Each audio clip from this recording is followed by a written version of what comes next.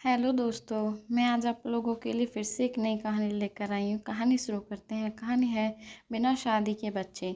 पति की जगह भाई का नाम। दबंग हमारे साथ ज़बरदस्ती करते हैं, हमें गांव से भगाना चाहते हैं। ना डोली सजी, ना दुल्हन बनी, ना शादी हुई। अपनी ज़िंदगी वीरान है, पर दुनिया को दिखाने के लिए सजना पड़ता है, संवरना पड़ता है। ढलती उम्र में भी गाढ़ा मेकअप लगाकर चेहरे की झुर्रियाँ छुपानी पड़ती है। बच्चे हैं लेकिन उनके पिता का नाम नहीं। पति के नाम की जगह भाई का नाम लिखने की मजबूरी। पति जेल न जाए इसलिए देवर के साथ बनाने पड़े संबंध। बहनोई संग हलाला से मना किया तो तलाक दिया। यह कैसा 3 तलाक कानून।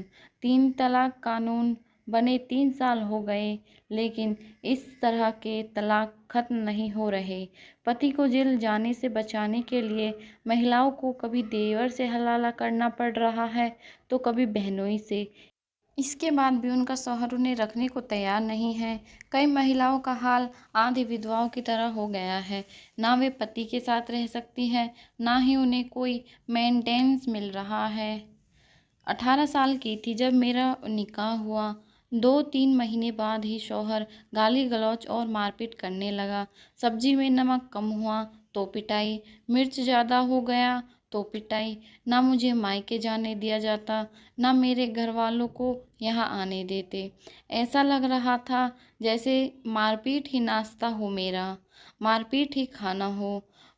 फिर भी मैं सहती रही। इस तरह 18 महीने गुजर गए।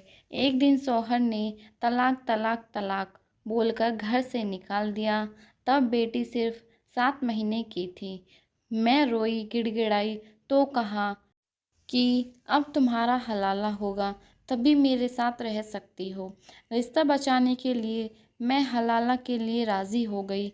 शौहर ने देवर को बुलाया और कहा कि इससे तुम हलाला करो। जिस रात देवर ने मुझसे संबंध बनाए, मैं बहुत रोई, बहुत गंदा महसूस हुआ। खुद से घिन आने लगी। ना किसी से बात करती, ना खाना खा पाती, लेकिन क्या करती। रिश्ता बचाने का यही एक रास्ता था। 3 महीने तक देवर का जुल्म सहती रही। मार्च 2017 में शौहर से दोबारा निकाह हुआ। मैं खुश थी कि अब सब ठीक हो जाएगा, लेकिन वे और ज़्यादा मारपीट करने लगे। सास से शिकायत करती तो वे कहती कि कोई बात नहीं, मर्द तो पीटते ही हैं। इधर बेटी भी बड़ी हो रही थी, उसके लिए मैं हर दिन मारपीट झेलती रही। 2 साल बाद वे मुझ पर दहेज के लिए दबाव बनाने लगे। उन्होंने कहा कि अपने अब्बू से पैसे मांगो। मैंने पहले समझाया कि वे पहले से ही कर्ज में दबे हैं, पैसे नहीं दे पाएंगे। इस पर एक दिन शौहर ने फिर से तलाक दे दिया। मैंने मायके जाने की कोशिश की तो जाने नहीं दिया। उन्हें लगा कहीं वहां जाकर पुलिस से शिकायत ना कर दें।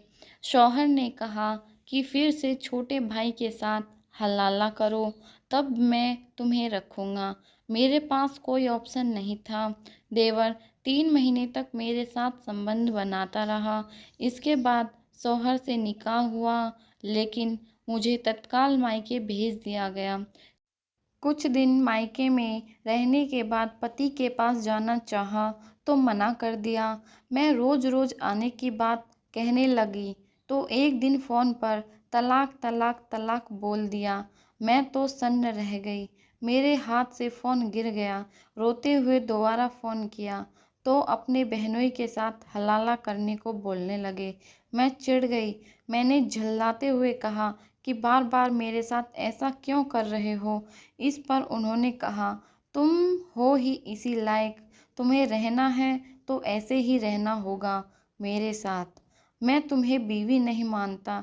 ये कहानी है यूपी के रायबरेली की रहने वाली रजिया बानो की। बदला हुआ नाम। बार बार पति के तलाक से परेशान होकर 26 साल की रजिया ने पति के खिलाफ केस किया। 8 दिन तक लगातार थाने जाती रही, तब जाकर पुलिस ने उनके पति को गिरफ्तार किया। पिछले 8 महीने से पति जेल में है। रजिया के पास कोई सोर्स ऑफ इनकम नहीं है। अपने पिता के साथ जैसे तैसे गुजारा कर रही है रजिया बानो अपने बच्चे के साथ। इसके बाद मैं पहुंची राय बरेली से 571 किलोमीटर का सफ़र करके बुलंदशहर। यहाँ मेरी मुलाकात शोएबा अंसारी से हुई। 38 साल की शोएबा अपनी 17 साल की बेटी के साथ रहती है। 18 साल पहले शोएबा का निकाह मेरठ के नासिर अंसीर से हुआ था। उनके पति ने फ़ोन पर तलाक तलाक तलाक बोलकर दूसरी शादी कर ली। शोएबा पिछले 8 महीने से थाने का चक्कर काट रही है। ना पति पर कोई कार्रवाई हुई, ना कोई केस दर्ज हुआ। शोएबा कहती है, ससुराल में 3-4 महीने सब ठीक रहा। शौहर हिमाचल के धर्मशाला में रहते थे और मैं मेरठ। ना कभी वे यहाँ आते, ना मुझे अपने पास बुलाते। 6-6 महीने फ़ोन पर बात नहीं करते थे। एक बार मैं जिद करके देवर के साथ धर्मशाला गई तो मुझसे लड़ाई झगड़ा करने लगे। बेटी को इतना गंदा गंदा बोला कि मैडम मैं आपको बता भी नहीं सकती। 9वें दिन माँ बेटी को नदी किनारे छोड़कर चले गए। अभी कुछ दिन पहले की बात है, बेटी ने उनके व्हाट्सएप पर नई औरत के साथ टीपी देखी। उसने स्क्रीनशॉट लेकर मुझे भी दिखाया। पहले तो मुझे भरोसा नहीं हुआ। काफ़ी देर तक सोचती रही, रोती रही। फिर उन्हें कॉल किया। मेरी आवाज़ सुनते ही उधर से तलाक तलाक तलाक बोल दिया। आप ही बताइए, इस उम्र में शानी बेटी लेकर मैं कहाँ जाऊँ। बड़ी बहन के पति ने भी तलाक देकर छोड़ दिया। छोटी बहन का पति मर गया। अब तो लोग भी मुझे गलत नज़रों से देखते हैं, ताने देते हैं। पुलिस के पास गई, लेकिन 8 महीने से कोई कार्रवाई तो दूर, एक बार पति से पूछताछ तक नहीं हुई। बताइए किससे मदद मांगूं। हिमाचल में रहने वाले शोएबा के पति से बात करनी चाहिए, लेकिन उनसे बात नहीं हो सकी। इसके बाद मैं बुलंदशहर की एएसपी आकृति शर्मा से मिली। उन्होंने कहा कि मैं केस की स्टडी करने के बाद आपको फ़ोन पर बता दूंगी। अगले दिन जब मैंने फ़ोन किया तो उन्होंने कहा कि थोड़ी देर से मैं आपको अपडेट कर रही हूँ। इसके बाद मैंने उन्हें कई बार फ़ोन किया, लेकिन उन्होंने कोई रिप्लाई नहीं दिया। 38 साल की शोएबा कहती हैं कि उनके पति ने दूसरी शादी कर ली है। पुलिस उनकी मदद नहीं कर रही। मेरी अगली मुलाकात उत्तर प्रदेश के मेरठ की रहने वाली आशफिया से हुई। आशफिया का निकाह 2 साल पहले हुआ था। उनका शौहर कानून के डर से खुद तलाक नहीं दे रहा। वह आशफिया के साथ बर्बर व्यवहार करता है ताकि वो तलाक दे दे। आशफिया कहती है, शौहर ने कई बार मुझसे कहा तलाक दे दो।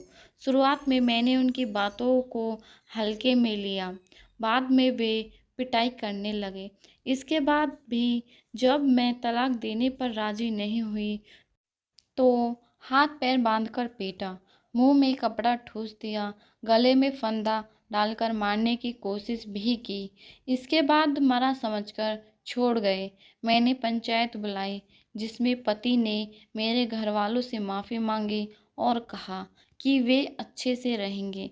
कुछ दिन बाद वे घर से गायब रहने लगे। कभी आते तो कुछ देर बाद, कभी बहाना बनाकर निकल जाते थे। एक दिन रात में मैंने इसकी वजह पूछी तो 2-3 थप्पड़ जड़ दिए। मैं कुछ समझ पाती उससे पहले मेरा सिर अलमारी पर दे मारा। मैं लड़खड़ाकर गिर गई। वह लात घूंसे बरसाने लगे। मैं जोर जोर से चीखने लगी तो उन्होंने मेरे मुंह में कपड़ा ठूस दिया। हाथ पैर बांधकर पूरे कमरे में घसीटा, गला दबाया। मैं 2 हफ्ते अस्पताल में भर्ती रही। सास ससुर कोई हाल पूछने नहीं आया। पुलिस से मदद नहीं मिली। आशफिया कहती है कि ना तो मेरा तलाक हो पा रहा है और ना ही मुझे कोई मेंटेनेंस मिल रहा है। पुलिस के सामने या तो मुकर जाते हैं या समझौता कर लेते हैं।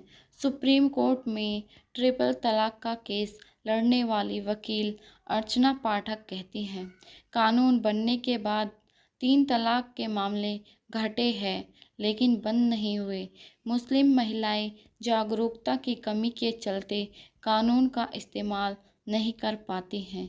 अगर महिलाएं एफआईआर करवा देती हैं तो पुरुष भाग जाते हैं। पुलिस भी उन्हें ढूंढने के लिए तुरंत एक्शन नहीं लेती है।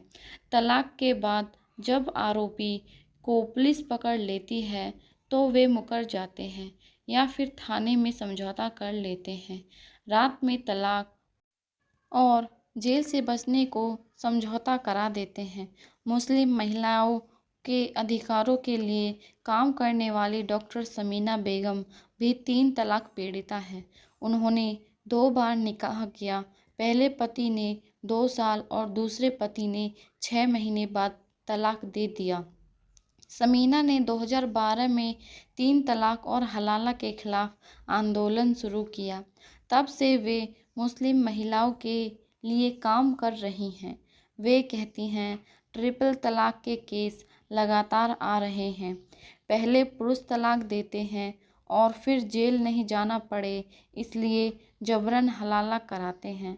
अपनी इज्जत और बच्चों के लिए महिलाएं चुप रह जाती हैं। 100 में से 1 महिला ही हलाला के खिलाफ बोल पाती है। महिलाओं का हाल आधी विधवा की तरह हो गया है। ना तो उनका कानूनन तलाक हो रहा है, ना ही उन्हें पति से कोई मेंटेनेंस मिल रहा है। जेल जाने से बचने के लिए बिन तलाक दिए पत्नी को छोड़ देते हैं। पति 1 साल पहले केंद्र सरकार ने कहा था कि 3 तलाक कानून बनने के बाद 3 तलाक के मामलों में 80% की कमी हुई है। हालांकि मुस्लिम एक्टिविस्ट इससे सहमत नहीं हैं। हैदराबाद में Shaheen women's resource and welfare association चलाने वाली जमीला एक मीडिया रिपोर्ट में कहती है, नए कानून के डर से मर्द बिना तलाक दिए ही महिलाओं को छोड़ दे रहे हैं ताकि उन्हें जेल नहीं जाना पड़े। हमने हैदराबाद में 2106 घरों का सर्वे किया। उनमें 683 घरों में शौहरों ने महिलाओं को बिना तलाक के छोड़ दिया था। ज़्यादातर मामलों में पति का कुछ पता ही नहीं है कि वह कहाँ है। क्या है 3 तलाक कानून? लोकसभा और राज्यसभा दोनों सदनों से पास होने के बाद अगस्त 2019 में मुस्लिम महिला विवाह का अधिकार संरक्षण विधेयक कानून बन गया। इसके तहत प्रमुख प्रावधान किए गए। 3 तलाक यानी तलाक ए विद्दत को रद्द और गैरकानूनी घोषित किया गया। आरोपी को पुलिस बिना वारंट गिरफ्तार कर सकती है। 3 साल तक की सजा का प्रावधान है। मजिस्ट्रेट आरोपी को जमानत दे सकता है, लेकिन जमानत तभी दी जाएगी जब पीड़ित महिला का पक्ष सुना जाएगा। पीड़ित महिला पति से गुजारा भत्ते पर दावा कर सकती है। इसकी रकम मजिस्ट्रेट तय करेगा। पीड़ित महिला नाबालिग बच्चों को अपने पास रख सकती है। दोस्तों, अगर आपको हमारी कहानी अच्छी लगी हो तो प्लीज़ ज़्यादा से ज़्यादा लाइक करें, शेयर करें और कमेंट करके बताएं कि हमारी कहानी कैसी लगी और हमारे चैनल को सब्सक्राइब ज़रूर करें। धन्यवाद।